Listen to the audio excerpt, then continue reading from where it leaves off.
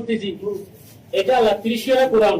আমি কোরআন শরীফ মাথা নিয়ে বলতেছি, যারা আমাকে ওগুলো বলতেছে ফালং কালী থেকে আমি ওদেরকে কিডন্যাপ করে নিয়ে গেছি। একজনে বলছে আমি ক্যাম্পে নিয়ে গেছি, আর একজনে কি শোনাই না কোথায় নিয়ে গেছে বলে।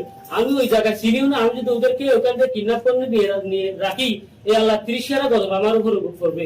আর যে মামলাগুলো দিছে আমার ভাই, আমার এখন একটা শাসক ভাই ওই মামলায় আসামি হয়েছে।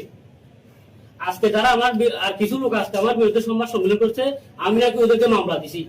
আমার ভাই আমি যদি মামলা দিয়ে থাকি, আমার আপনার একটা স্বাস্থ্য ভাইকে মামলা দিছে ওরা, আমি ওকে ওখান থেকে বাঁচাইতাম না? আমার ভাইকে আমি বাঁচাইতাম না?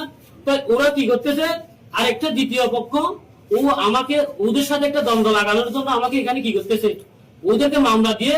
আর যে যার বাসায় ইয়াবা ট্যাবলেট গুলো পাইছে মুন্নার বাসায়, মুন্নার বাসার মুন্না আসামি হয় নাই, মুন্নার স্বাস্থ্য ভাই আসামি হয় নাই, আমার স্বাস্থ্য ভাই আসামি হয়েছে।